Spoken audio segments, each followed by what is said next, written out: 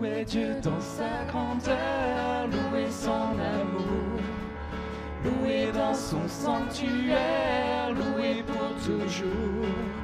Célébrez sa présence, chantez dans vos cœurs, dansez dans sa puissance, et lancez vos clameurs, car du lever du soleil jusqu'à son coucher, non, les bontés du Seigneur ne sont pas épuisées, elles se renouvellent chaque matin. Les bontés du Seigneur n'ont pas de fin. Louez Dieu dans son saint lieu, louez dans les cieux, louez sa fidélité, louez à jamais. Chantez sa bienveillance et sa magnificence, entrez dans ses paris avec reconnaissance, car du lever du soleil jusqu'à son coucher, non, les bontés du Seigneur ne sont pas épuisées, elles se renouvellent chaque matin. Les bontés du Seigneur n'ont pas de fin. Les bontés du Seigneur n'ont pas de fin. Les bontés du Seigneur n'ont pas de fin. Dieu tout-puissant, Dieu merveilleux, louez l'Éternel pour ses bienfaits. Louez l'Éternel pour tous ses bienfaits. Louez-le pour tout ce qu'il a créé. Venez, louez-le, louez. Il a fait le ciel, la lune, le soleil. Il a fait briller sa lumière sur terre. Venez pour le louer. Oh Dieu tout-puissant, Dieu merveilleux, il est glorieux, le roi des cieux, Dieu, Dieu, victoire, à toi.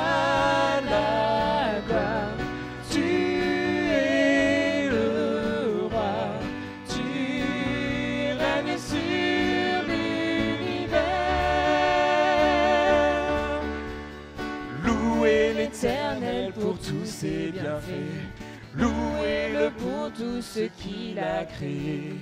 Venez pour le louer. Proclamons-le ensemble. Il a fait le ciel, la lune, le soleil. Il a fait briller sa lumière sur terre. Venez pour le louer. Dieu tout-puissant, Dieu merveilleux, il est glorieux, le roi des cieux, Dieu de victoire, à toi la gloire, tu es le roi, tu règnes sur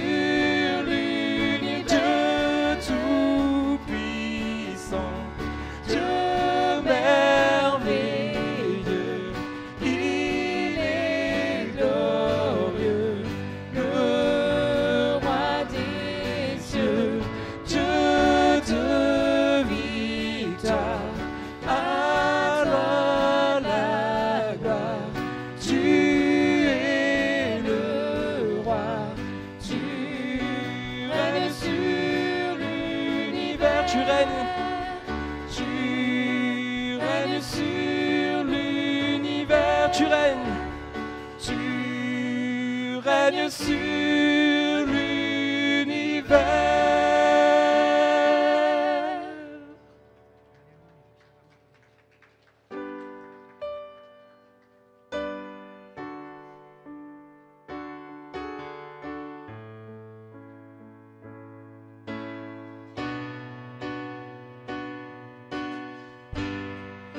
Ton nom est majestueux, Seigneur, sur toute la terre.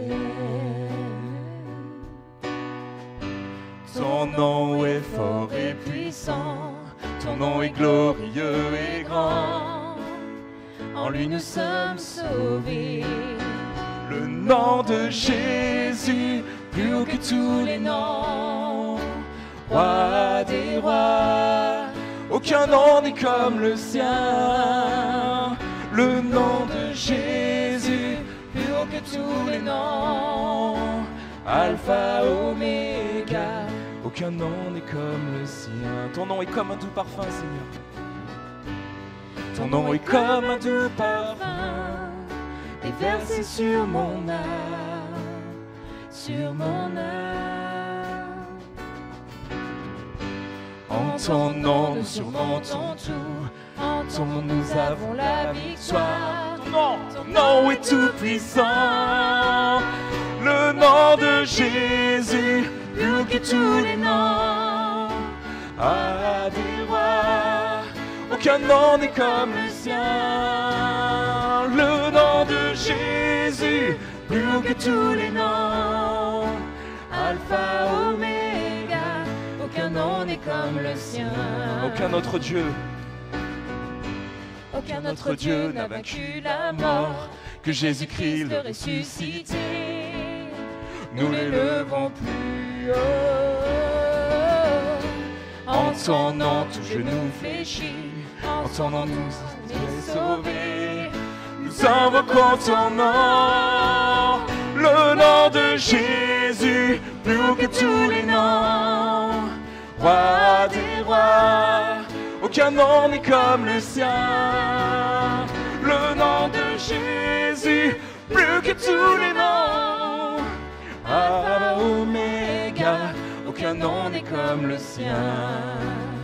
Le nom de Jésus, plus haut que tous les noms. Roi des rois, aucun nom n'est comme le tien. Le nom de Jésus, plus haut que tous les noms. Alpha, Oméga, aucun nom n'est comme le sien.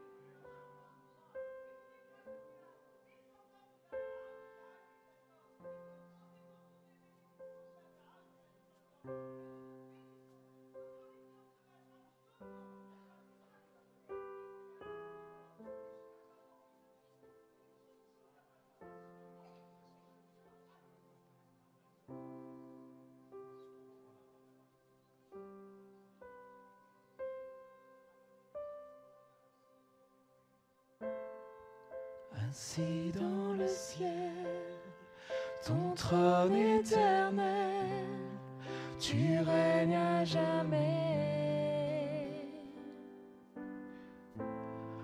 Vêtu de splendeur, entouré d'honneur et de majesté. majesté.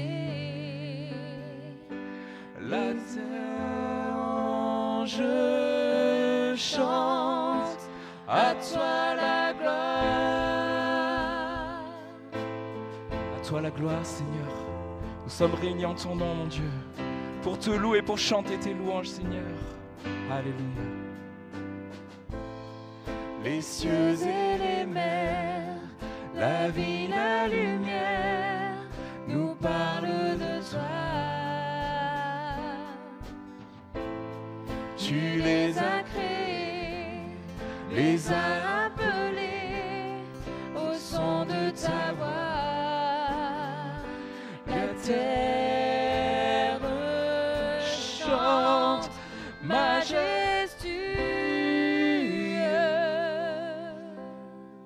souverain, Dieu tout-puissant, tu es saint.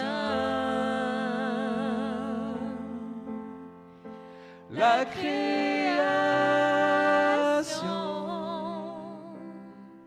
loue ton nom, tout l'univers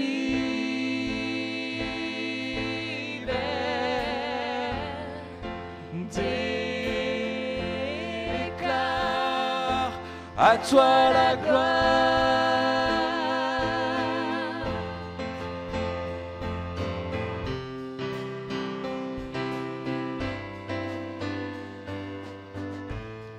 Ô roi serviteur, tu vins sur la terre révéler l'amour. Divin créateur, merveilleux sauveur, tu vis pour toujours. Tes enfants chantent majestueux, souverain, Dieu tout-puissant, tu es saint. La création loue ton nom, tout l'univers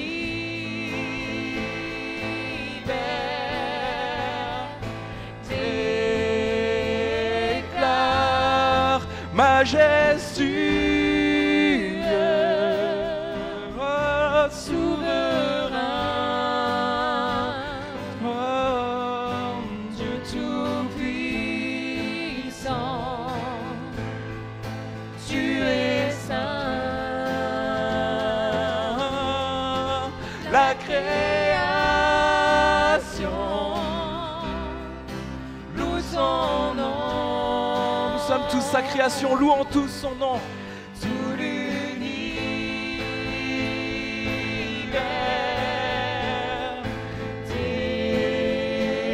déclare, tout l'univers, tout l'univers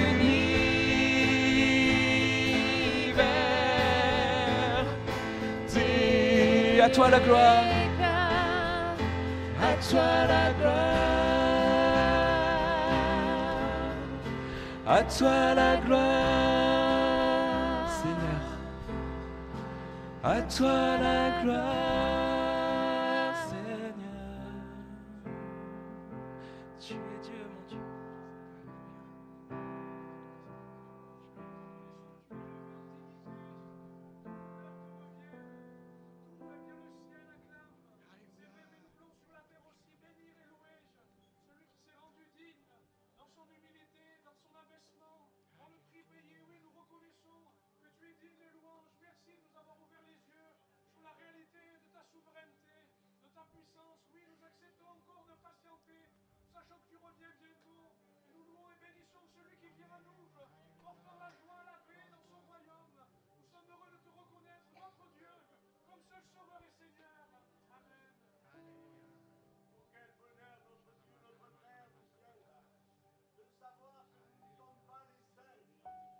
Dans le ciel, sur la terre et partout ailleurs.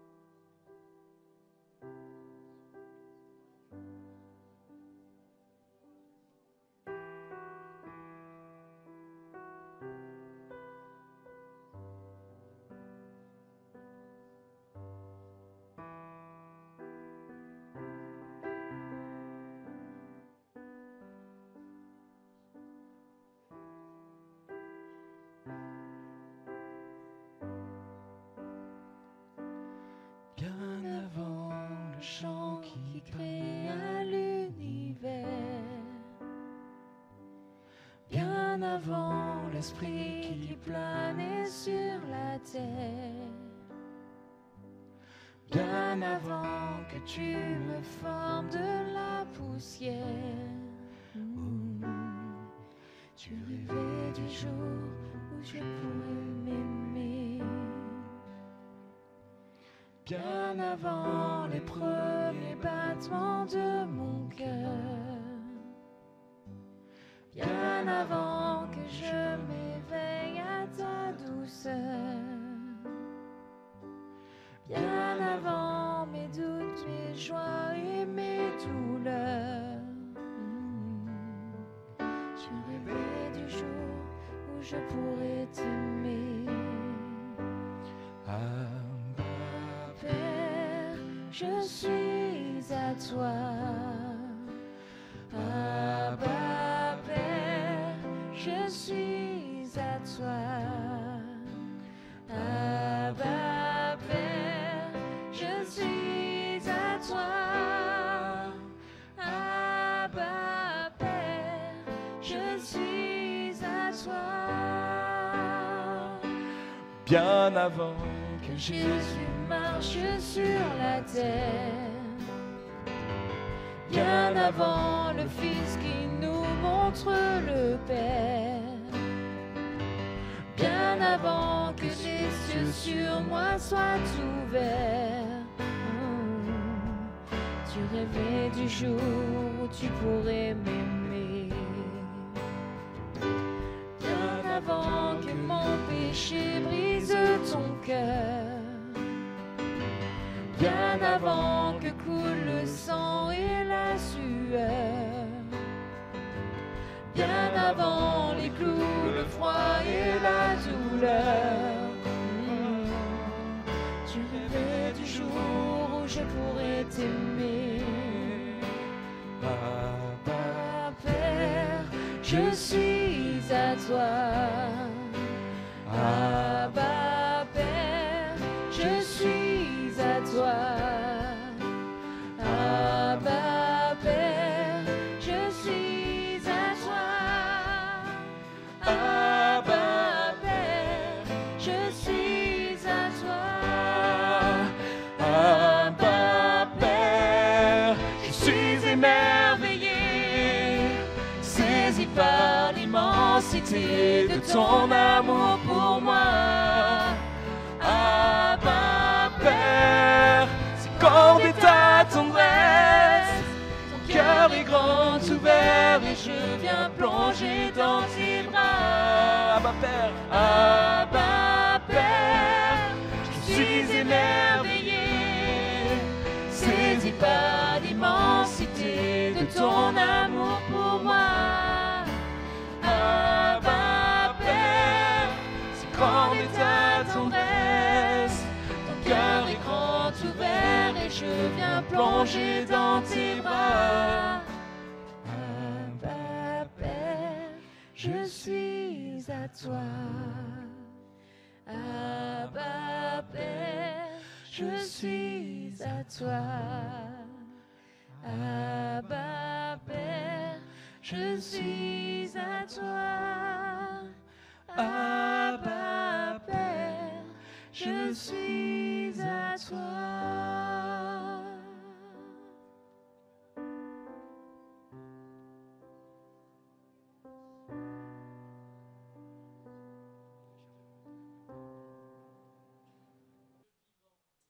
Amen, amen.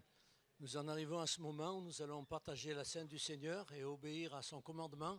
Faites ceci en mémoire de moi. Et quand notre frère m'a demandé de présenter ce moment, il m'est venu à l'esprit tout de suite cette expression du verset qu'on lit dans les Galates qui nous est dit « Vous, devant les yeux de qui Jésus-Christ a été dépeint, crucifié » ou selon les versions « peint » ou « décrit ». Et je trouve qu'il y a dans ce moment-là un moment où nous devons nous arrêter sur cet instant terrible de la croix de Christ. C'est de ces choses-là que nous nous souvenons. Bien sûr, il y a beaucoup de richesses, beaucoup de choses qui en dépendent, mais nous nous souvenons en particulier de ce moment. Et donc, j'en suis venu au psaume 22, qui est un psaume prophétique par rapport à la croix de Christ, où on peut lire ceci. car des chiens m'environnent, une bande de scélérats rôde autour de moi, ils ont percé mes mains et mes pieds. Je pourrais compter tous mes os, eux, ils observent, ils me regardent. J'ai été saisi quand j'ai lu ceci, ils observent, ils me regardent. Quel regard avaient les gens à cette époque-là, au moment où Jésus était en croix? C'était un regard de haine, de mépris. L'évangile de Marc peut nous le rappeler. Les principaux sacrificateurs aussi, avec les scribes, se moquaient entre eux et disaient « il a sauvé les autres, il ne peut se sauver lui-même ». Et en plus de tout cela, dans ce que Christ a connu, il a connu la chose la pire, je dirais. Il a connu l'abandon du Père, parce que ce psaume aussi nous dit « Mon Dieu, pourquoi m'as-tu abandonné et t'éloignes-tu sans me secourir, sans écouter mes plaintes ?» Jésus, sur la croix, a connu cette chose terrible d'être abandonné de Dieu. Il a crié à Dieu et il n'a pas eu de réponse à ce moment-là. Et l'apôtre Paul nous l'explique. Il nous dit, celui qui n'a point connu le péché, il a fait devenir péché pour nous, afin que nous devenions justice de Dieu en lui. C'est pour cela que Jésus a été abandonné, parce qu'il portait mon péché. Chers frères, chères sœurs, est-ce que nous pouvons chacun pour soi-même se souvenir de cette réalité, que sur la croix, Jésus portait mon péché, chacun peut dire mon péché. Mais nous avons aussi un autre regard, un regard qui est merveilleux, parce que nous n'avons pas ce regard des souverains sacrificateurs, nous avons le regard de personnes qui sont sauvées par grâce. Et l'Épître aux Hébreux nous dit, ayant les regards sur Jésus, le chef et le consommateur de la foi, qui en vue de la joie qui lui était réservée, a souffert la croix, méprisé l'ignominie, et s'est assis à la droite du trône de Dieu. Nous louons un Seigneur vivant, ressuscité, assis à la droite de Dieu pour l'éternité. Et nous sommes ses enfants, il nous a gagnés à lui. Que son nom soit loué. Souvenons-nous de ces choses en partageant ce pain et ce vin. Oui, notre Dieu, notre Père, nous voulons te remercier pour l'œuvre de Christ. Nous étions des pécheurs loin de toi, nous étions indignes de ton salut et tu nous l'as accordé dans ta grâce. Oui, notre Dieu, nous voulons nous emparer de ces choses. Nous voulons t'en remercier du fond de notre cœur. Nous voulons avoir ce regard d'amour pour toi. Merci pour tout cela, dans le bon nom de Jésus. Amen. Amen. Gloire à Dieu. Nous proposons de prendre ce repas, vous qui êtes baptisés, ayant accepté Christ, plongé dans les eaux, à vous lever à votre place, sortant par votre droite, commençant par les premiers rangs. Chaque zone, vous avez des frères et sœurs qui vous attendent afin de pouvoir vous adresser les éléments. Voilà, chacun par cette scie, vous sortez par votre rang et vous rentrez donc, sortant par la droite, eh bien vous rentrez par la gauche, et ainsi de ce côté aussi, si vous le souhaitez. Vous verrez qu'à la périphérie du plateau, vous avez du jus de raisin, et vers le centre, c'est du vin pour ceux et celles qui acceptent de choisir l'un ou l'autre. Voilà, si vous n'avez pas les moyens de vous déplacer, nous comprenons cela tout à fait. Avec un simple signe, nous nous rapprocherons de vous, les équipes viendront vers vous et vous adresseront les éléments pour ce repas. Soyez bénis.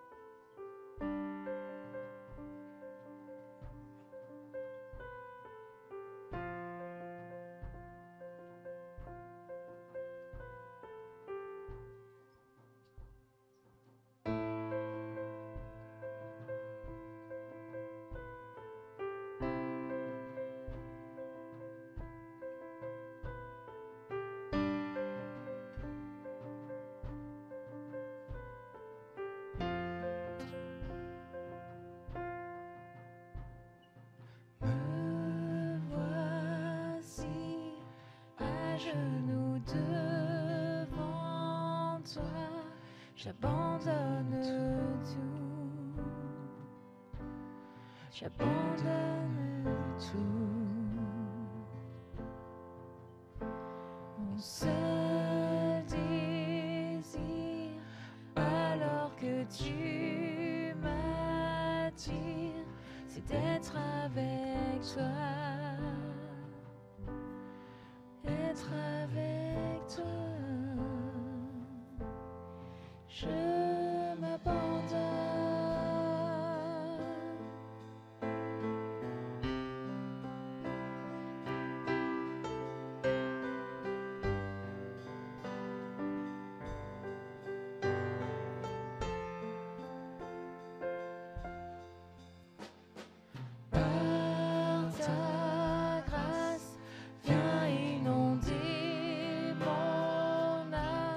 j'ai besoin de toi. J'ai besoin de toi. Les bras ouverts, tu entends ma prière. Parle à mon cœur. Parle à mon cœur. Je m'abandonne. Je m'abandonne. Je veux mieux te connaître. Je veux mieux te connaître.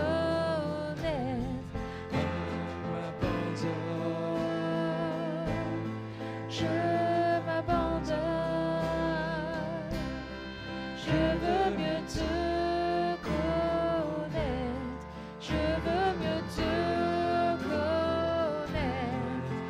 Tel un vent puissant, souffle maintenant.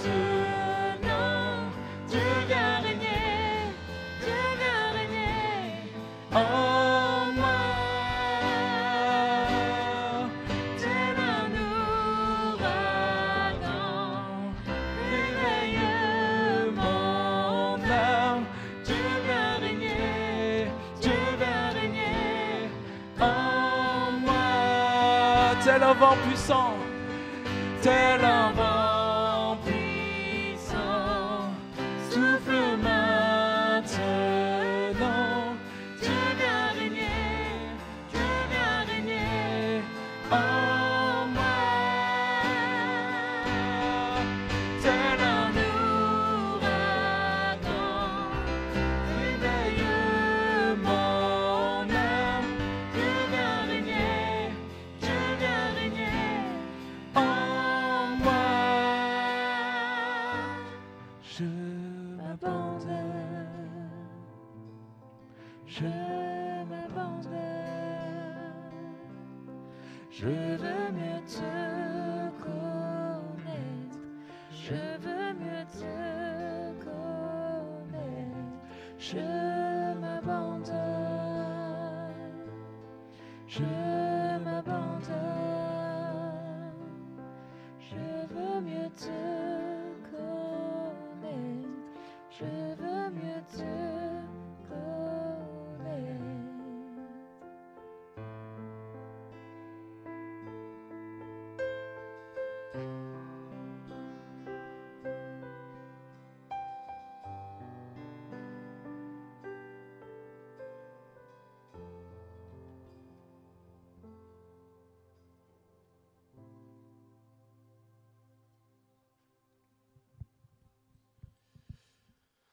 Gloire à notre Dieu.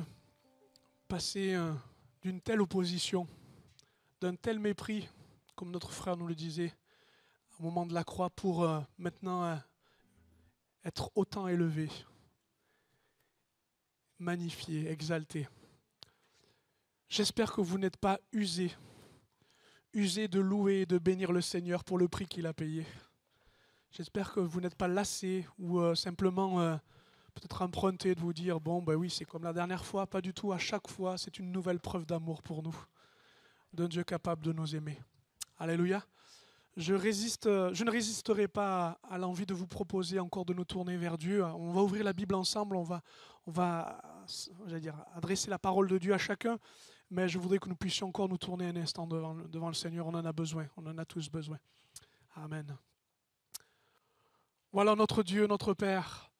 Tu parles, tantôt d'une manière, tantôt d'une autre. Et souvent, nous n'y prenons pas garde. Nous voulons croire qu'il y a ici, Seigneur, assez d'humilité et d'intérêt pour que nous tendions vers toi. Nous avons soif de toi. Nous cherchons ta face. Parle-nous, Seigneur. Seigneur, et même ce qui peut-être paraissait si inopportun, si inutile, pourtant il y a quelque chose de ta part. J'ose te demander que ton esprit, ton bon esprit repose dans ce lieu et manifeste ce qu'il sait manifester, les convictions, les persuasions, Seigneur. Œuvre en nous, que ta parole soit vivante, efficace. Quel est le travail qu'elle est à faire? Elle a commencé à le faire, elle doit finir de le faire. Aussi nous te demandons que ce culte soit sous ta bénédiction. au nom de Jésus. Amen. Amen. Est-ce qu'il y a un enfant à côté de vous? Non, pas? Peut-être que vous avez un enfant à côté de vous. Alors certains regardent, les épouses regardent leur mari, ils disent ouais, pas presque. Non, je ne parle pas de ça. Vous avez peut-être, parce qu'on a les enfants avec nous, c'est la relâche du club. Alors soyez bénis les enfants, faites-lui un bon sourire, lui dites je suis content que tu sois à côté de moi parce que tu vas être sage et que tu vas tout écouter. Et si tu n'écoutes pas, je t'interrogerai. Voilà, ça va bien se passer. Bien, logiquement, vous n'auriez pas dû me voir sur cette estrade, mais vous auriez dû écouter et recevoir le message donc, du pasteur Johannes Jourdan. Mais il est absent puisque j'ai la joie de vous annoncer que Aurélie et Johannes ont accueilli la venue d'un petit Eden. Il est né vers 5h30 du matin, jeudi matin, me semble-t-il, sans me tromper. Le papa va bien. Et la maman aussi, bien évidemment. Donc vous comprenez leur absence et on se réjouit d'avance pour eux, du moment qu'ils vivent. Voilà, notre frère sera là encore un peu la semaine prochaine, mais ensuite il va disparaître quelque temps, profitant de ce congé, tout comme Aurélie se repose. Et puis voilà, profite de l'accueil de cet enfant, on se réjouit d'avance. Alléluia. Donc pour moi, c'est une joie de le remplacer et de prendre ce moment avec vous. Je voudrais que nous ayons une pensée aussi pour toute l'équipe du collectif Rescapé qui actuellement servent. Depuis jeudi, ils sont partis dans l'ouest de la France, notamment en partant de Angers allant jusqu'à Brest, me semble-t-il, du moins de tout ce côté-là. Donc ils terminent leur programme, ils vont revenir, on pense à eux et on les bénit au travers de cette belle œuvre d'évangélisation qui s'accomplit. Alléluia. On se tourne vers la parole de Dieu avec ce titre « Ton Dieu est vivant ». Nous sommes dans une période durant laquelle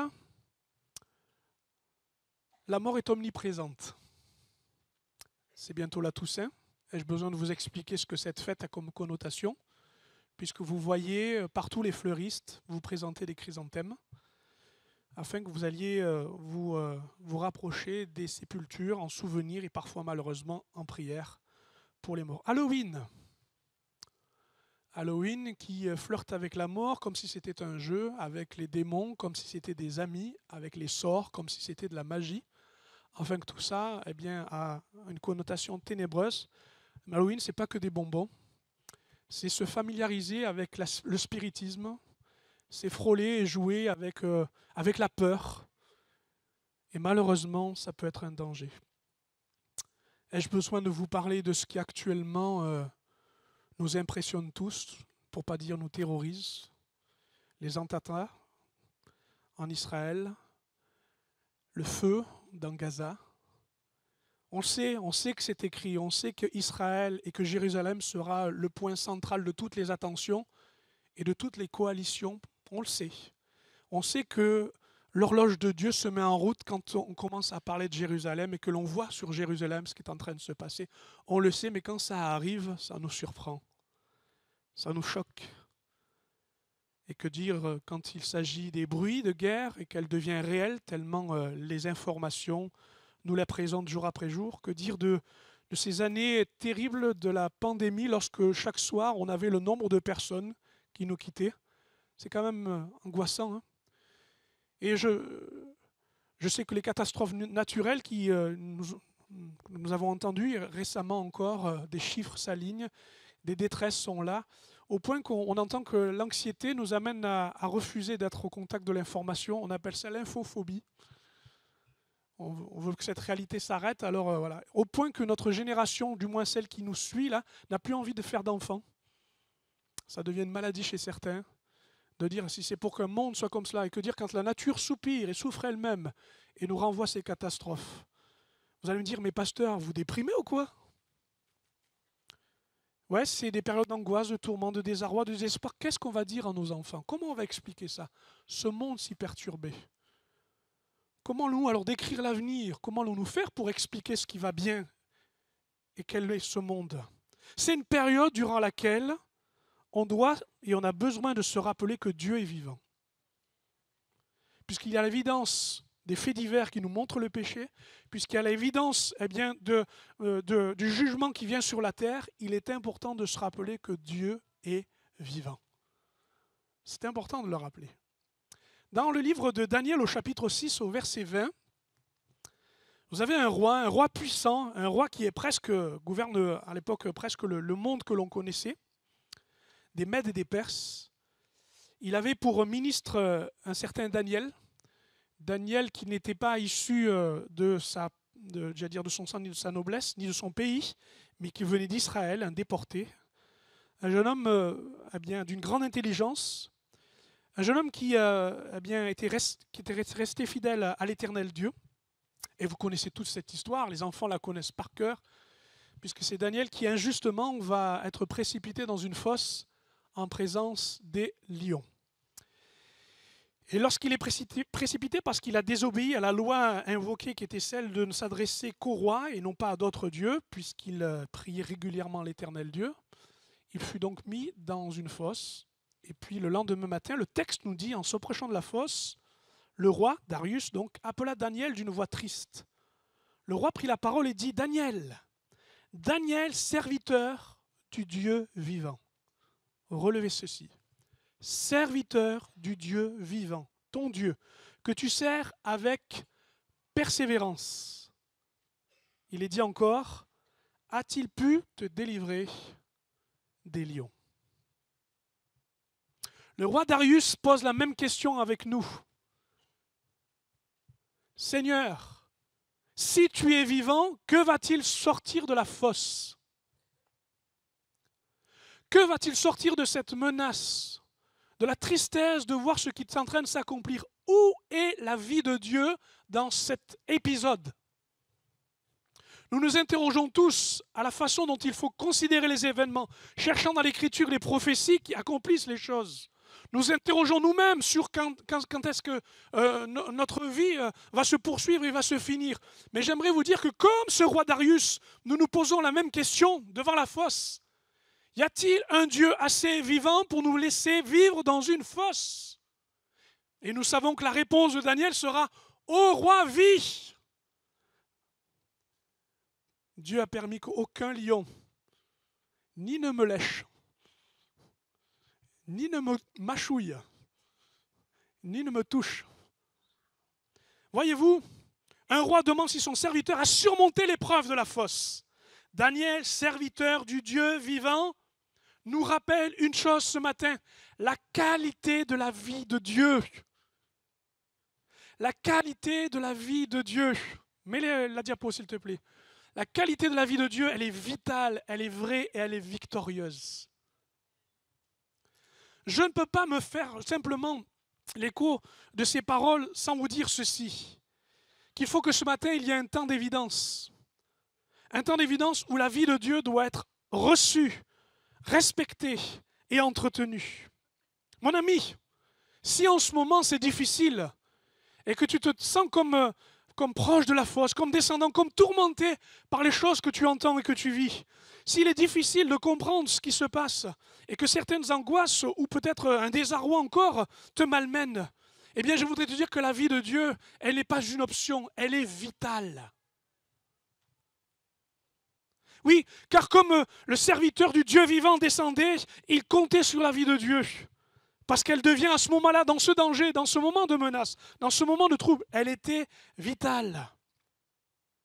Dans le prologue de Jean, au chapitre 1er, au verset 4, nous disons que Dieu était dans la parole. Alors le texte dit ensuite, cette parole, elle était la vie.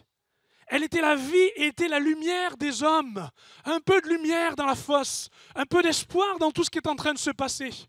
Je n'utiliserai pas et ne chercherai pas dans la misère que nous vivons et dont nous entendons une seule espérance. Mais j'aimerais vous dire que puisqu'il y a des ténèbres, il y a une lumière, celle de la vie de Dieu. Qu'est-ce que c'est que la vie de Dieu? Est-ce que c'est simplement payer ses impôts? Est-ce que c'est simplement faire un crédit, avoir une maison? Est-ce que c'est simplement exister? Je ne vous parle pas de philosophie, je vous parle d'un but que Dieu nous a donné. Un but qui devient pour nous essentiel, la vie éternelle. Vous allez me dire, attendez. Si je parle de vie éternelle, la vie éternelle, c'est pour l'éternité. J'attendrai donc d'entrer dans l'éternité pour avoir la vie. Non. Écoutez, la vie de Dieu, la vie éternelle, c'est pour maintenant. C'est en ce moment. Et plus que jamais, tombe le missile, vient le microbe, peu importe, je veux la vie de Dieu. Et cette vie éternelle est une vie qui a une qualité particulière, car elle appartient uniquement à Dieu. Un théologien disait que c'est le principe même de la vie de Dieu. C'est la vie dans son sens absolu, dans son essence. C'est la vie comme Dieu la possède. Car en fait, Dieu ne possède pas, il est la vie. Car on ne peut pas lui enlever la vie. Car il n'est pas né et il ne mourra pas, puisqu'il est la vie. Et qu'il sera la vie, et qu'il a été la vie.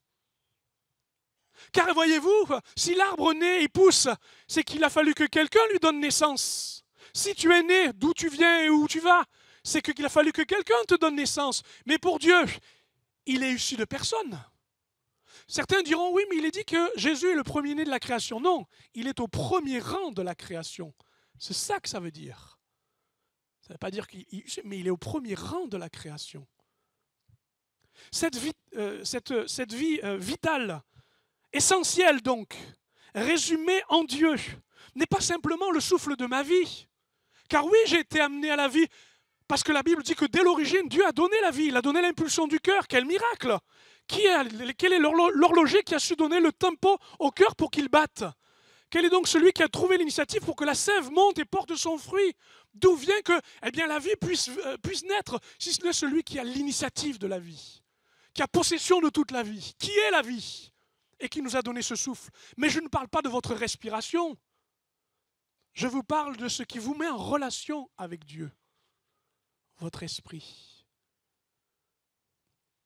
Ce qui avait fait mourir dans notre vie, le péché ayant causé la mort de notre esprit, reprend vie.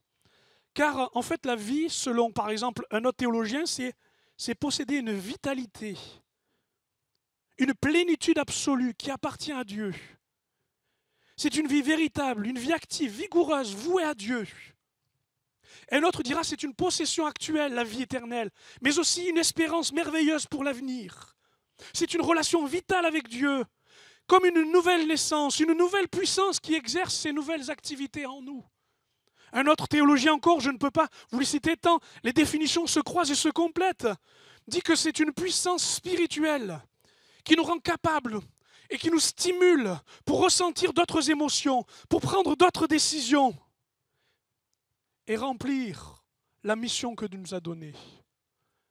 C'est en fait la vie dans votre vie, la vie essentielle de Dieu, la vie que vous avez besoin pour que les angoisses s'arrêtent, la vie pour arrêter de vous justement de vous mobiliser, de vous inquiéter sur ce que vous allez, de quoi vous allez vous vêtir, de quoi demain sera fait. C'est la vie essentielle de Dieu. C'est une vie que Dieu veut donner. Pas que vous avez, mais que Dieu veut donner. Avez-vous reçu la vie éternelle? Êtes-vous tranquille avec cette question? Avez-vous cru pour la recevoir?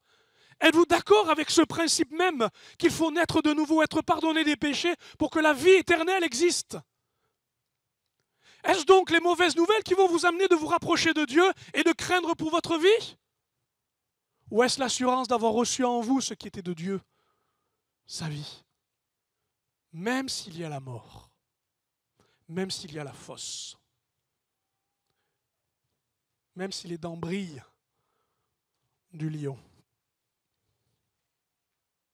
Plus que le souffle de vie donc donné à tout être vivant, c'est la vie éternelle, celle qui donne à notre âme l'immortalité et à notre esprit d'être en relation avec Dieu.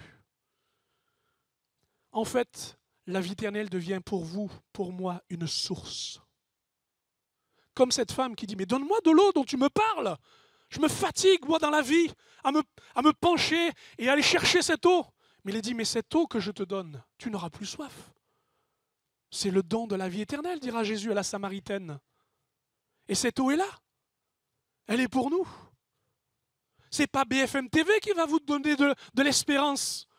Et je citerai l'LCI pour ne pas faire de concurrence. J'allais dire, c'est pas nos politiques qui vont dicter notre espérance et notre conduite, mes amis. Bien qu'ils aient un rôle et que nous prions pour eux, afin qu'ils soient éclairés dans les décisions à prendre. Jean, dans son épître, disait ceci, première épître de Jean, chapitre 5, verset 11. « Voici ce témoignage, c'est que Dieu nous a donné la vie éternelle et que cette vie est dans son Fils. » Il dira ensuite, celui qui a le Fils a la vie, celui qui n'a pas le Fils de Dieu n'a pas la vie. Ça c'est simple, ça c'est direct, ça c'est clair. As-tu reçu Jésus pour qu'il soit dans ta vie, sa vie? Afin que, rassuré et rempli de lui, le Fils te donne la vie. Ça c'est une source. C'est une source. Nous le savons, nos jours sont comptés, notre temps est un voyage qui a une mesure, mais la vie éternelle n'a pas de mesure. Et dans sa présence, acceptant effectivement de quitter mon péché et de recevoir ce pardon, je sais que maintenant je peux recevoir la vie éternelle. C'est un acte d'amour que de recevoir la vie éternelle. Car c'est une vie supérieure parce qu'elle est démontrée par amour. Jean 15, verset 13, Jésus disait cela à ses disciples. Il n'y a pas de plus grand amour que de donner, ou si vous préférez, dépenser sa vie pour ses amis. La vie éternelle se dépense.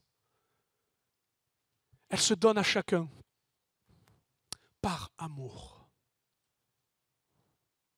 S'il y avait bien là la preuve qu'un Dieu existe, c'est par la vie essentielle, vitale de l'amour de Dieu. Oui, quand vous êtes au contact de son amour, ce n'est pas simplement pour que « Ah, ça me fait du bien ». Pas simplement se satisfaire, mais vous rendre compte que c'est un acte de vie que Dieu accomplit en vous. Et ce n'est pas tout. Si elle est essentielle parce que Dieu va la donner, parce que c'est aussi un acte de rédemption. La vie éternelle compte parce qu'elle a un prix élevé, le prix du Fils de Dieu. Marc 10, 45, car le Fils de l'homme est venu non pour être servi, mais pour servir et donner sa vie comme la rançon de plusieurs. Je n'ai pas reçu la vie juste pour être satisfait, mais parce que quelqu'un a payé le plus cher, le plus fort. Tout ce que montre Jésus sur la terre nous montre qu'il donne sa vie. Il a donné son ministère, il a donné ses paroles, il a donné son sang, il a donné son temps, il a donné tout ce qu'il fallait jusqu'à la dernière, jusqu'à la dernière ressource. Afin que par amour, il soit celui qui rachète ta vie, ma vie, a une seule valeur. Pas celle d'avoir ma valeur, mais c'est celle de la vie éternelle, du prix de Jésus-Christ. Respectant ces paroles, si tu les entends, si tu les connais, sais-tu alors que même au fond de la fosse, la vie vitale, c'est une vie vraie. On voit quelle est la vraie vie quand on passe au milieu de la fosse. Quel est le vrai Dieu? C'est celui qui est fidèle dans la fosse. Amen. Les idoles ne tiennent pas dans l'adversité. Les dieux fabriqués de toutes parts ne tiennent pas devant la vérité de l'adversité. S'il y a bien aujourd'hui une opportunité, mes amis, je sais que vous allez me prendre pour un fou, c'est qu'à cause de tout ce qui se passe, Dieu va montrer ce qui est vrai de ce qui est faux. Parce qu'on ne tient ni dans le feu, ni au milieu des lions, s'il n'y a pas la vraie vie. Avez-vous le vrai Dieu qui a la vraie vie? Ou avez-vous fabriqué un Dieu de circonstances? Vous savez, souvent on fabrique des dieux pour qu'ils justifient notre style de vie. Écoutez-moi bien. Je veux un Dieu qui me protège. Alors à chaque fois que je dépasse 130 km/h, je lui dis, protège-moi. C'est mon Dieu protecteur. Chaque fois que je vais à la banque et que j'ai dépensé un peu trop de sous, c'est mon Dieu qui amène la provision. C'est le Dieu qui pourvoit. Alors, pour justifier, j'invoque ce Dieu, mon Dieu de circonstances. Mon Dieu qui justifie que dans ma vie, il doit être présent pour accomplir ce qu'il a promis. Elles n'ont pas la vie, ces idoles fabriquées qui justifient notre façon de vivre. Notre Dieu n'est pas l'argent, mes amis.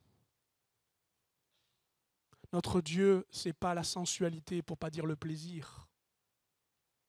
Notre Dieu n'est pas l'orgueil. Même si parfois on veut avoir un Dieu qui justifie notre orgueil, nous donne du plaisir et aussi nous donne assez d'argent pour que l'on puisse dormir tranquillement. Quittons ces aspects-là et réalisons autre chose, s'il vous plaît. Laissez-moi vous lire ce que dit le psaume 115, au verset 3. Notre Dieu est au ciel, il fait tout ce qu'il veut. Mais les idoles d'argent, d'or sont faites par des hommes. Elles ont une bouche, mais ne peuvent parler. Elles ont bien des yeux, mais elles ne voient pas. Elles ont des oreilles, mais elles n'entendent rien. Elles ont des narines, mais elles ne sentent rien. Elles ont bien des mains, mais ne peuvent toucher. Elles ont bien des pieds, c'est pas fini, mais ne peuvent marcher. De leur gorge, jamais aucun son ne s'échappe. Et le pire, verset 8, ils leur ressembleront tous ceux qui les fabriquent et tous ceux qui leur font confiance. Dieu n'a pas de corps, Dieu n'a pas de bouche, Dieu n'a pas d'oreille. Et pourtant, il entend, il parle et il voit. Parce qu'il est vivant. Seulement retenez une chose. Dieu parle par les hommes, pour les hommes, comme les hommes. Parce qu'il veut une seule chose, c'est que vous sachiez qu'il est vivant. Et qu'il veut vivre, parce que c'est la vraie vie. Oui, votre Dieu du dimanche ne résistera pas à votre semaine. Il ne sera pas vivant la semaine s'il n'est que pour le dimanche. Il va disparaître. Et c'est terrible. Et c'est terrible. Non, votre Dieu, Dieu d'argent, ne résistera pas. Vous vous rappelez peut-être ce fameux veau d'or dont le peuple, dont tout le monde critique. C'est pas normal d'avoir fait un veau d'or dans ce désert. Vous vous rappelez de ça ? 40 jours dans la montagne, Moïse redescend et c'est déjà la panique. Qu'avaient-ils fabriqué ces gens-là, ce peuple d'Israël ? Ils avaient fabriqué un Dieu qu'ils voulaient correspondre à leur style de vie. Un Dieu comme les Égyptiens. Un Dieu qui favorise ce qu'ils cherchaient. Qu'on veut un Dieu qui ne nous fasse pas patauger dans la boue, on veut un Dieu qui nous donne des concombres, on veut un Dieu qui nous donne un beau soleil, on veut un Dieu qui nous fasse du bien. Et s'il le faut, on fera parler le veau d'or, on le promènera, on le portera, on lui fera des sacrifices. Le livre de Jérémie au chapitre 10, justement examinant l'idolâtrie d'Israël, disait « L'Éternel est le vrai Dieu, il est le Dieu vivant, il est le roi éternel ». Voilà pourquoi il est dangereux encore aujourd'hui que notre spiritualité, notre religiosité fabrique des dieux qui n'ont pas de vie et pas de réponse. C'est maintenant que Dieu doit répondre. C'est maintenant que ton Dieu doit être vrai et qu'il doit donner une vraie vie à ta foi et à ta fidélité. Car vois-tu, et je terminerai par là, si Dieu dit qu'il est le vrai et qu'il a la vraie vie, c'est qu'il l'a garantie lui-même. C'est que les promesses qu'il nous donne justement de pouvoir qu'il est le Dieu qui pourvoit, le Dieu qui répond, le Dieu qui agit, le Dieu qui est présent dans notre monde, c'est qu'il le garantit lui-même par sa propre vie. Quand on fait un serment, on cherche une garantie qui permet de dire qu'on a raison. Et j'ai remarqué que par exemple, certains étaient capables de dire sur la tête de mes enfants. Mais Dieu ne fait pas ça. Il ne le fait pas sur la tête de ses enfants, il l'a fait sur sa propre tête. Regardez, je prends un exemple. Dans Deutéronome chapitre 32 par exemple, je vous explique rapidement. Moïse ne va pas franchir le Jourdain, il ne va pas entrer dans la terre promise. Il doit s'arrêter là. Dieu l'a arrêté là. Seulement avant de mourir, il monte sur une montagne et il prie pour l'héritage d'Israël. Et chaque tribu est considérée dans cet héritage. Et dans cette prophétie, mes amis, qui est trop longue à décortiquer, elle est intéressante parce que non seulement elle bénit Israël dans ses tribus, mais aussi elle dessine les dessins de chaque tribu. Et elle voit jusque très loin dans l'avenir. Sauf qu'à un moment donné, il dira ceci par la bouche de Moïse. Reconnaissez-le donc, c'est moi seul qui suis Dieu, il n'y en a pas d'autre. C'est moi qui fais mourir et moi seul qui fais vivre. C'est moi qui ai blessé, c'est moi qui guérirai et de ma main, nul ne peut délivrer. Et il dit ceci, verset 40, c'est là où je veux en venir. La main levée au ciel, j'atteste et je déclare, aussi vrai que je vis à perpétuité. Aussi vrai que je vis à perpétuité. Alors il dénoncera les idoles qui seront dans son peuple et me déroulera malheureusement le jugement qui viendra. Mes amis, quand Dieu fait un serment, quand Dieu fait une promesse, c'est sur sa propre vie. Écoutez bien ceci, vous qui cherchez la réalisation de ces promesses, vous qui vous espérez dans ces promesses, arrêtez de compter sur votre propre vie, décentrez-vous de vous-même, mais comptez sur la réalité d'un Dieu qui a dit « parce que je vis éternellement, c'est attesté, c'est prouvé, ça s'accomplira ». Amen. Même si la promesse tarde à venir, même si les accomplissements ne sont pas là, la présence de sa vie suffit. Souvent, nous attendons l'accomplissement pour dire « ma foi est forte, ma foi me rassure, ça va bien ». Arrêtez d'attendre, cherchez l'accomplissement, vivez la présence de Dieu. Et si vous vivez la présence de Dieu, vous vivrez le serment de Dieu, parce qu'il est vivant. Il dit « je lève la main et j'atteste sur la vie, ma vie qui ne meurt pas, qui ne s'éteint pas. Sur ma vie, ces choses s'accompliront. » Alléluia. Amen. S'il le promet, qui le défera? S'il l'a dit, qui l'empêchera de l'accomplir? Personne, parce qu'il est vivant. Et au nom de sa vie et de sa seule vie, qui est la garantie, s'il n'y a plus, s'il n'y a plus de moyens, s'il n'y a plus d'espoir, s'il n'y a plus de ressources, s'il n'y a plus de pensée, s'il n'y a plus de parole, s'il n'y a plus rien, Dieu reste vivant. Que dira Job? Mon Rédempteur est vivant. Il se lèvera sur la terre. Tu peux continuer à regarder tes plaies, te dire victime. Tu peux orgueilleusement te tenir au bord de la fosse et dire « moi, j'en ai pas besoin ». Peu importe, la vie de Dieu atteste une chose. C'est par ses promesses qu'on vit. Et c'est par celle-là qu'elle va se réaliser. Alléluia. Elle est victorieuse, cette vie. Parce qu'elle nous fait sortir de la fosse. Tu peux y descendre, tu peux y rester, mais tu peux en sortir. Amen. Tu peux en sortir. La vie de Dieu détient une autorité. La vie de Dieu détient une autorité, c'est sa victoire. J'aimerais vous parler de l'autorité de la vie de Dieu en nous et par nous. Oui, cette vie a une autorité sur la mort, la reine des épouvantes. Je sais que dès qu'on est enfant, c'est un mot compliqué à attendre. Les angoisses de savoir ce qu'il y a demain. Quand on est adolescent, le bien et le mal se confrontent. Et dans sa croissance, on se pose toujours, est-ce que c'est une douleur? Est-ce que c'est un passage? Qu'est-ce que ce sera après? Et la peur de l'inconnu ne nous rassure pas. Mais j'aimerais te dire que si tu te concentres sur la vie de Dieu, tu n'ignores pas la mort, mais il y a une autorité en toi qui dit, le voile se déchirera, je passerai peut-être, mais je sais que je ressusciterai avec lui. Pourquoi s'amuser avec la mort? Pourquoi la demander? Pourquoi la refuser ou la maintenir avec un attachement malsain quand justement on ne fait pas le deuil d'un défunt? Pourquoi utiliser la mort pour en vouloir à Dieu alors que lui, il a embrassé la mort et qu'il lui a enlevé les clés de son pouvoir?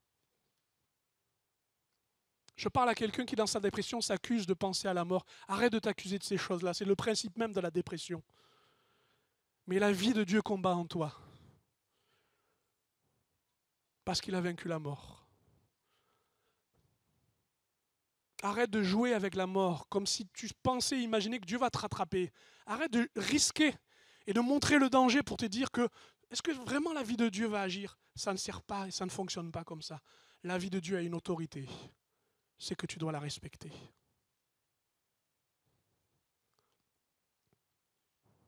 Apocalypse 1, 17. Jean transit devant la révélation de Christ qui est devant lui. Il dit, je le vis, je tombais à ses pieds comme mort. Il posa sur moi sa main droite en disant, ne crains point, je suis le premier, le dernier et le vivant. J'étais mort et voici, je suis vivant au siècle des siècles. Je tiens les clés de la mort et du séjour des morts. Alléluia.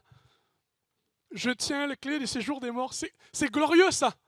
La mort dit, j'apprends les hommes, je les enferme dans mon séjour. J'ai tout pouvoir et j'ai autorité. De toute façon, tout le monde passe par moi. Sauf qu'elle a oublié qu'un adversaire est venu et a remporté le combat parce qu'il tient les clés. En effet, maintenant, ceux qui croient et ont reçu Christ, maintenant attendent dans un séjour autre que séjour des morts, dans la présence de Dieu. Dans cette grâce qui est celle d'attendre son retour. Et ces clés nous sont données parce qu'elles manifestent l'autorité. La vie de Dieu est victorieuse. Elle est vigoureuse. Elle est vivace. Quelles que soient les conditions les plus difficiles, la vie de Dieu se manifeste quand même. Je crois que c'est justement là ce qui nous est difficile à comprendre. Quand nous imaginons que personne ne croit, que personne ne veut Dieu, c'est pourtant là où le rejeton pousse dans une terre desséchée. Parce que c'est la vie de Dieu et la vie de Dieu est en toi. Celui qui est le premier et le dernier, celui qui est vivant, qui se lève sur la terre, quel que soit ton âge, quelle que soit l'expérience que tu as, c'est la vie de Dieu qui a son autorité et qu'il faut respecter. Alléluia. Vous connaissez, j'ai lu ça il n'y a pas longtemps dans un des éphémérides et j'ai trouvé que l'illustration était très belle, je vous la rapporte. Vous savez quel est le problème du bambou? C'est qu'il met 5 ans, ouais, comme ça, c'est mieux, 5 ans pour faire sortir une certaine qualité du bambou. Mais 5 ans pour sortir sa première pousse. Ça fait long, hein? Ça fait long. 5 ans d'arrosage, sans rien récolter. C'est un peu pénible, hein? Qu'est-ce que vous en pensez? Vous imaginez le voisin qui vous regarde et fait, il n'a pas la main verte. Hein? Il n'y a rien qui sort. 5 ans. Sauf que la 6e année, le bambou pousse et il fait 2 mètres en une année. C'est incroyable, hein? Vous savez, des fois, on commande à Dieu notre façon de vivre ou la façon dont il doit montrer sa vie, mais c'est lui qui a tout pouvoir et autorité. Et s'il faut attendre du temps pour que la vie jaillisse, pour qu'elle se révèle à nous, pour qu'elle glorifie, tout comme le bambou attend, pour que sa racine prenne vie et pousse, eh bien je crois que c'est une belle façon de le concevoir. Laissez-moi vous citer encore ces belles paroles. Parole centrale et évidente de la vie victorieuse de Christ. Je vous le dis, celui qui écoute ma parole et qui croit celui qui m'a envoyé à la vie éternelle, il ne vient point en jugement, mais il est passé de la mort à la vie. Je vous le dis en vérité, l'heure vient, et elle est déjà venue, où les morts entendront la voix du Fils de Dieu, et ceux qui l'auront entendu vivront. Car comme le Père a la vie en lui-même, ainsi il a donné au Fils d'avoir la vie en lui-même. Et il lui a donné le pouvoir de juger parce qu'il est le Fils de l'homme. Ne vous étonnez pas de cela, car l'heure vient où tous ceux qui sont dans les sépulcres entendront sa voix et en sortiront. Ceux qui auront fait le bien ressusciteront pour la vie, ceux qui auront fait le mal ressusciteront pour le jugement. Notre Dieu donne une vie vigoureuse, victorieuse, parce qu'il nous dit comme elle était dans le Père, elle est dans le Fils, et dans le Fils, elle nous a accordé, afin que même mort, eh bien, nous puissions revivre. Ressuscité pour lui. S'il n'y avait pas la résurrection, mes amis, mais nos lions peuvent dévorer Daniel sans problème. Hein? Tout comme Jonas peut être digéré par le poisson. Tout comme Jésus peut rester dans le linceul, connaître la corruption et rester derrière la pierre. Sauf que la pierre a été roulée. Le linceul a été vidé. La corruption n'a pas pu prendre Christ parce que la vie vigoureuse est là. Non, je ne me fie pas au phénomène de ce monde. Je me fie à la parole de Dieu. Et je me rends compte à cet instant qu'il est le vivant. Tout genou fléchira devant lui. Toute langue donnera gloire à Dieu. Chacun devra rendre compte à Dieu pour lui-même. Parce que cette victoire, il en fera un jugement pour chacun. Cette victoire ne laissera pas impunie. À moi la vengeance, à moi la rétribution. Le Seigneur jugera son peuple. C'est terrible de tomber entre les mains du Dieu vivant, nous dit l'Écriture. C'est dans la vie victorieuse que la justice s'accomplit et qu'elle manifeste son fruit. Je vous invite réellement à respecter cette vie, à la laisser se manifester en vous, parce qu'elle fait une œuvre de sainteté. Prenez garde, chers frères, que quelques-uns n'aient un cœur mauvais et incrédule au point de se détourner du Dieu vivant, de passer à côté de la vie. Non, celui qui a autorité, qui a la vie, c'est le Christ, et il nous est dit qu'il est l'intercesseur à la droite du Père. Et vous savez où ce qu'il dit? Il dit ceci, il est encore vivant pour intercéder pour nous. C'est glorieux ça. C'est glorieux. Qu'est-ce qui fait, Jésus, que te tenant dans le sanctuaire, le lieu le plus saint, le plus haut, le plus élevé, là où l'influence est la plus grande, qu'est-ce qui fait que tu es encore en train de maintenir ce ministère d'intercession, de parler à Dieu et de défendre, notre cause, devant l'adversité et l'accusation de ce qui est sur nos vies? Qu'est-ce qui fait que tu sois encore victorieux? Parce que je suis encore vivant. S'il vous plaît, ne faites pas mourir Dieu trop vite. Ne jetez pas l'affaire. À cause de quoi? D'une déception, d'une offense? À cause de quoi? D'une chute? À cause d'une erreur? Vous allez un peu vite, mes amis. Il est encore vivant et il intercède pour nous. Le diable va vous dire, j'ai beau m'y prendre, mais à chaque fois, j'y arrive pas. il vient encore se présenter en sainteté parce qu'il est encore vivant. Regardez ce qui suit et ce qui termine. Lorsque le roi Darius voit sortir Daniel, il déclara ceci: « J'ordonne que dans toute l'étendue de mon royaume, on ait de la crainte et de la frayeur pour le Dieu de Daniel, car il est le Dieu vivant. Et il subsiste éternellement, son royaume ne sera jamais détruit, et sa domination durera jusqu'à la fin. » Ce qui est beau ici, c'est que la loi qui obligeait, et qui était sans retour, obligeait mettre Daniel dans la fosse, une nouvelle loi est sortie. Et cette loi décrétait: le Dieu vivant de Daniel doit être respecté, doit être reçu et compris. Au-delà de ce royaume, eh bien, au-delà du roi Darius, au-delà de ce qui se passe, au-delà de la fosse, au-delà de l'appétit des lions, au-delà de la menace, au-delà de toutes ces choses, la vie de Dieu triomphe. Savez-vous comment nous sommes appelés ici? L'Église. On est tous d'accord? L'Église. Savez-vous comment le nom de l'Église est complété? Pas mon plaisir. Hein? Dans l'épître Timothée, Paul enseigne Timothée, il parle de l'Église du Dieu vivant, colonne et appui de la vérité. Amen. L'Église du Dieu vivant. Cela me remplit de crainte. Y a-t-il assez de vie dans l'Église du Dieu vivant pour qu'elle se manifeste dans sa vitalité, sa vérité et sa vigueur? Je terminerai en vous disant: reçois la vie, respecte la vie de Dieu et résiste fidèlement parce que cette vie est vigoureuse et qu'elle te tiendra. Est-ce qu'on peut se lever à notre place un instant? Je vais terminer invitant l'équipe à me rejoindre.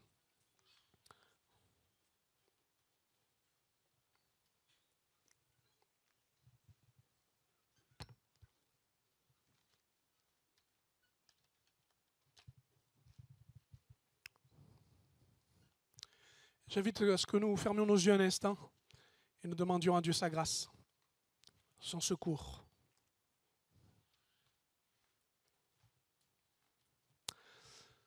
Alors que vos yeux sont fermés, que ce moment est posé, j'aimerais vous faire part de ce qui se passe dans mon cœur à cet instant. Chose assez contradictoire. Je suis complètement démuni, vidé de moi-même. Je n'ai ni les moyens, ni la force, ni la capacité de prendre les décisions que vous devez prendre, d'accepter le message que vous venez d'entendre. Et ça me remplit de crainte parce que je ne peux rien faire. Et en même temps, à l'intérieur de moi, je sais, je crois que ce que Dieu dit, il l'accomplit. Et qu'ici, certains disent qu'ils ont une mauvaise vie. Une vie qui n'est pas digne de vie parce qu'elle est trop dure. Mes amis, réconcilie-toi avec la vie de Dieu. Je ne te dis pas qu'elle sera plus douce, mais tu comprendras pourquoi Dieu te la donne et à quoi elle va servir. Je dis à un autre, je ne sais pas ce que tu es en train de faire, mon ami, mais tu n'es pas en train de respecter la vie de Dieu. Dieu t'a appelé à autre chose. Je ne sais pas à quoi tu la dépenses, je ne sais pas à quoi tu t'en sers, mais tu n'as pas compris à quoi elle servait.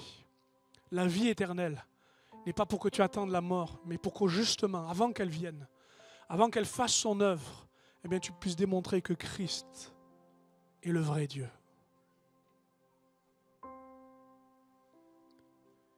Et puis je m'adresse peut-être à quelqu'un qui a besoin de cette victoire dans sa vie et qui pèse le pour et le contre, en priant que Dieu l'aide. Il existe ici une puissance qui vient de Jésus, qui nous est donnée, qui s'appelle son esprit, et qui communique une vitalité, une vigueur que tu n'as pas. Il vient te laisser remplir de la vie puissante de Dieu. Cette vie peut aller jusqu'à côtoyer les lions. Elle peut juste aller justement faire le bras de fer avec tout un royaume comme Darius et tous ses ministres.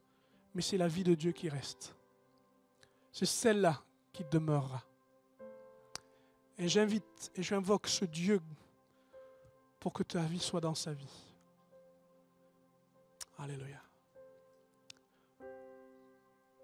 Si tu veux la recevoir, si tu veux être clair avec Dieu, il ne suffit pas juste d'être pardonné et de se sentir mieux, mais il faut naître de nouveau pour rentrer dans le royaume de Dieu, pour voir le royaume de Dieu. Alors lève ta main au-dessus de ta tête, afin que Dieu t'accorde la vie éternelle et l'assurance de cette vie éternelle. Amen. Amen. Tu la reçois parce que tu l'as demandé, parce que Dieu veut te la donner. Par amour, c'est la seule source qui t'a accordé. Parce que par ce rachat, ta vie a de la valeur maintenant. Et parce qu'il initie en toi maintenant une nouvelle volonté, de bonne disposition, un amour pour être agréable à Dieu et chercher sa sainteté. Comme une bouche, soupirer après les courants d'eau, chercher la vie de Dieu. Amen. Redescends ta main un instant. J'invite quelqu'un d'autre à réaliser que maintenant, dans cette adversité, c'est le moment de dire à Dieu, je quitte mes idoles, j'abandonne. J'abandonne mon rang social, j'abandonne ma façon de me présenter aux autres, j'abandonne mes fausses assurances, j'abandonne tout ce qui justement me faisait croire que j'avais la bonne et la vraie vie. Et je voudrais que vous puissiez vous confier en Dieu. Ton argent restera ici. Ton pouvoir que tu aimes tant restera ici. C'est Dieu et sa vie qui comptent. Si c'est le cas, eh bien, ouvre ta main et place-la au-dessus de ta tête, afin que Dieu agisse et qu'il voit effectivement que tu n'as plus besoin de ces choses. Amen, amen, amen. Laisse ces choses. Amen. Redescendez votre main un instant. Et puis enfin, j'invite quelques-uns peut-être à réaliser la nécessité, mon ami, que tu ne sois pas juste une vie remplie. Au fond de la foi, ça ne servait à rien. Il faut être rempli du Saint-Esprit.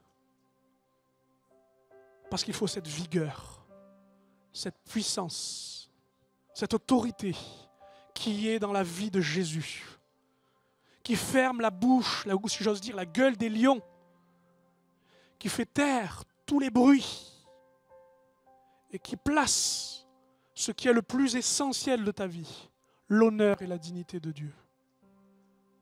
Si c'est ton désir, si c'est ta vie, alors mets ta main au-dessus de ta tête, là aussi, et reçois à cet instant. Sois rempli de lui.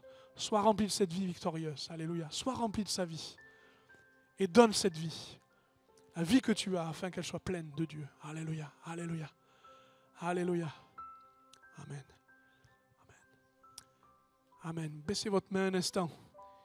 Est-ce qu'on peut tous invoquer le Seigneur un instant? Seigneur, les lions ont parlé et ils ont rugi. Le sang a coulé.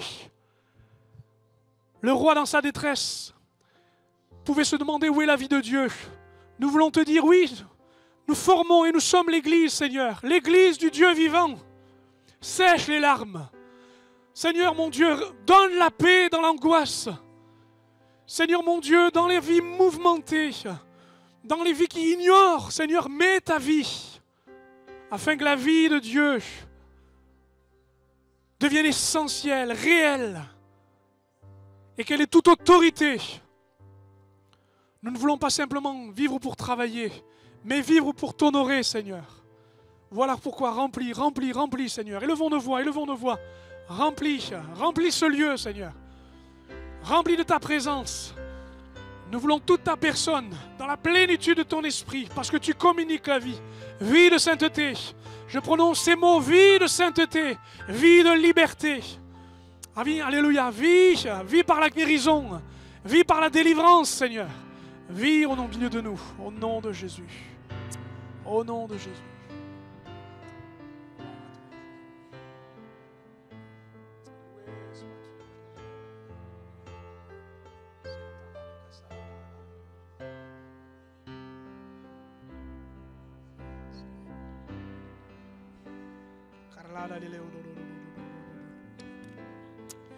Nous prions, Seigneur, pour que, mon Dieu, les dons spirituels se manifestent.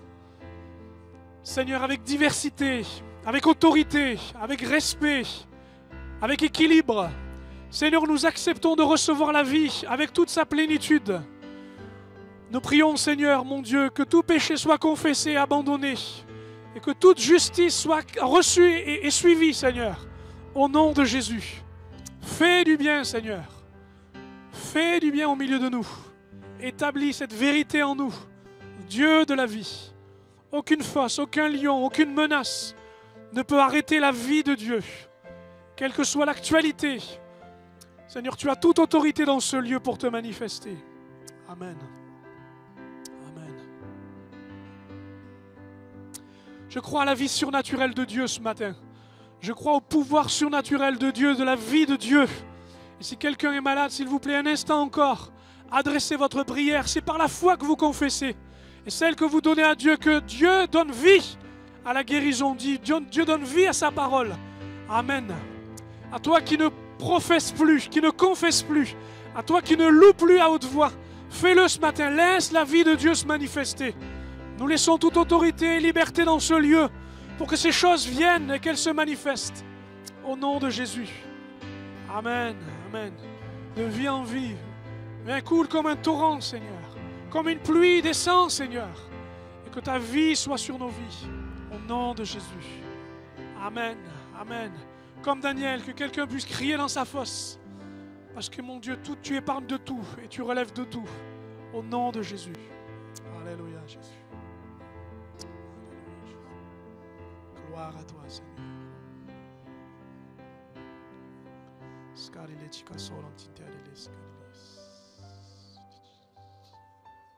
Alléluia. Gloire à toi.